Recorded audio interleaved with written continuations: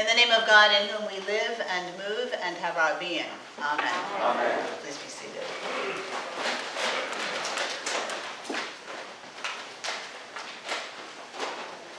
Thomas Merton wrote, "We all become doors and windows through which God shines."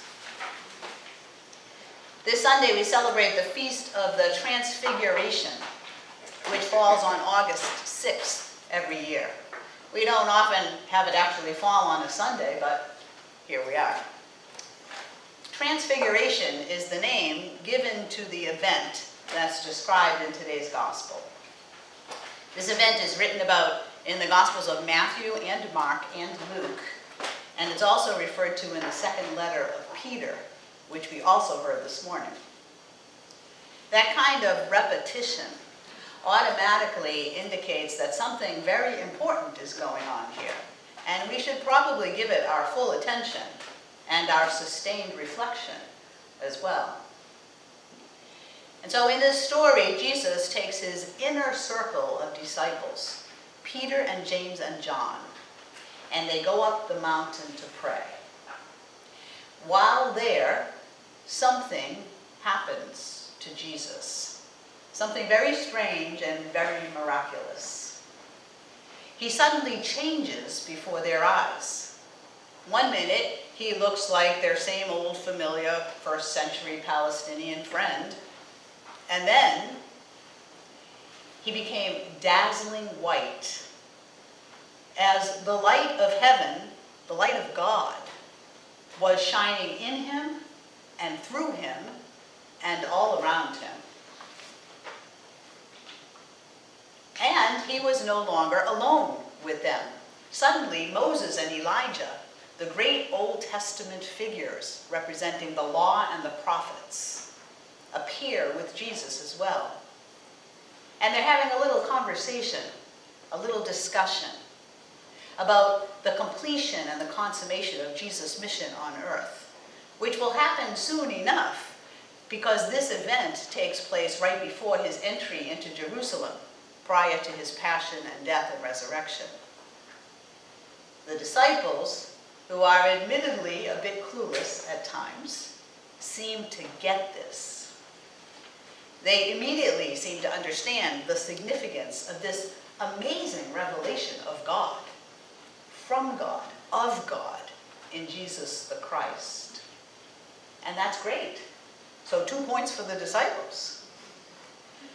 But notice the follow-up. Peter said to Jesus, "Master, it is good for us to be here. Let us make 3 dwellings, one for you, one for Moses, and one for Elijah." I think it's pretty important to notice that it was Peter who came up with this idea. Now let's give him the benefit of the doubt here and grant him the fact that he must have been truly overwhelmed by what he was seeing and hearing right in front of him.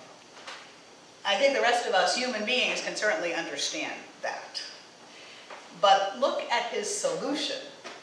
Look at his reaction to this amazing bursting forth, this breaking in of heaven, this spilling in of eternity into time and space, right before their own eyes, right in front of them.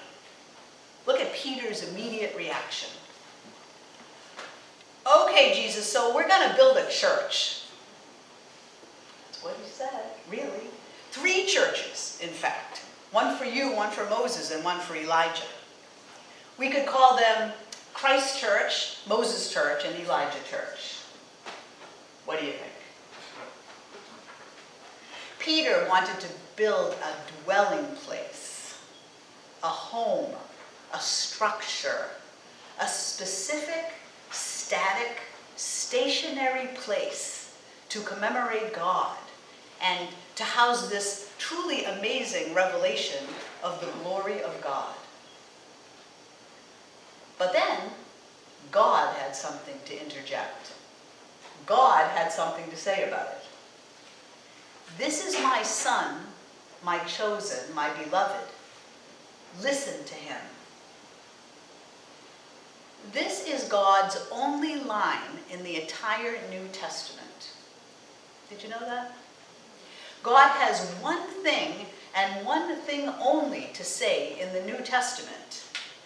And this same line is repeated in all the stories about this event, the Transfiguration of Jesus, and at his baptism as well. God says the same thing. God says only one thing. This is my son. Listen to him. And what exactly does Jesus have to say that we should all listen to? Well, he says, follow me, follow me. In this case, everything went back to normal as the disciples followed him down the mountain. They went back to their everyday lives, back to learning how to live and love like him, like Jesus, which is totally the point of being a follower of Jesus. Learning to live and love like Jesus. That's what following Jesus is. Living and loving like him. Like him. So this astounding gospel story about the transfiguration of Jesus leaves me to wonder and reflect on a couple of things. First, do you think this was a one-time event? I mean, do you really think that this was the only time in his 33 or so years of living this life? Do you think this was the only time that Jesus was at prayer with God, only to find himself filled up and surrounded by the light and love and glory of God? Do you think this was the only time that Jesus got to interact with those who were already on the other side of the time-eternity line, on the other side of the veil, as we say sometimes? I'm actually a little skeptical about that. I think there's a possibility, a very good possibility, that it might have happened all the time. All the time. Remember that we're told that Jesus spent lots of time alone with God in prayer. And if something like this, but slightly less stunning, could happen to Moses every time he spent time alone with God, as we heard in today's Old Testament reading, can you imagine what that might mean for Jesus? Time spent alone with God? So that's the first thing. The other has even bigger implications for us. Because this time, Jesus brought his disciples with him. With him. So this is for us. And it's not something that we always have the courage to talk about. But we probably should. We probably should. Peter's reaction to the transfiguration of Jesus is supremely and characteristically human. When faced with the astounding, amazing, mysterious, unspeakable, utterly perplexing, and overwhelmingly overwhelming experience of the divine, this is what we human beings want to do. We want to build churches and temples and mosques and institutions and bureaucracies and hierarchies and structures. We want to write rules and creeds and canon laws to make sure we get it all right. We want to try to understand and comprehend the amazingly mysterious mystery most of us call God. We want to try to tame and domesticate the source of all being, the one who is all in all, the heart that beats at the very center of the universe, the one who breathes the cosmos into existence in each and every moment. That one, we want to build a dwelling place for God. So we can keep God safely there, there. safely contained and controlled, a little out of sight and a little out of mind,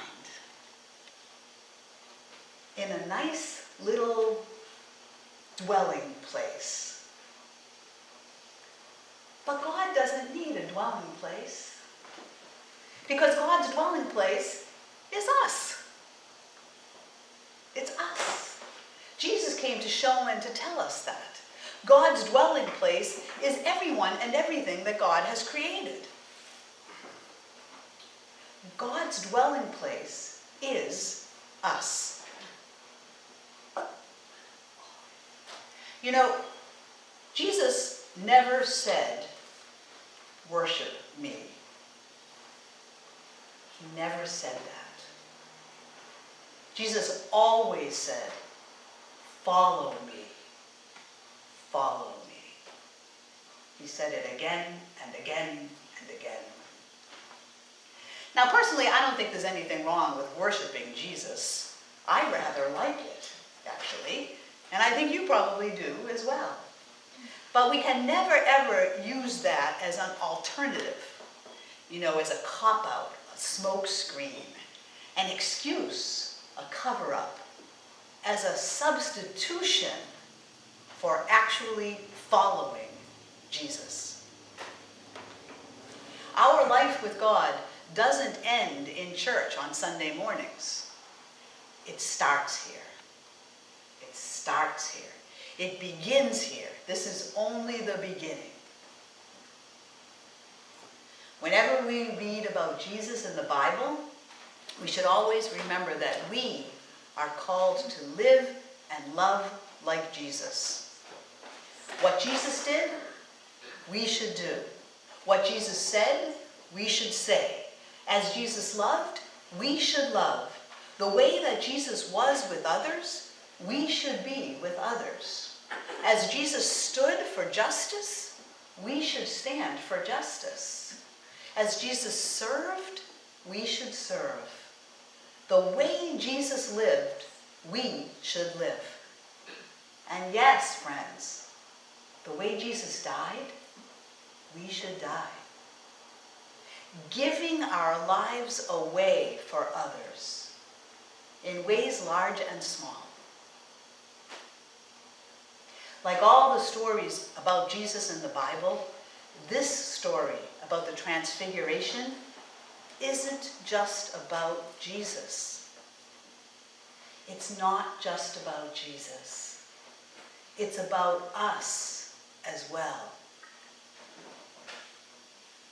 Thomas Merton wrote, "We all become doors and windows through which God shines."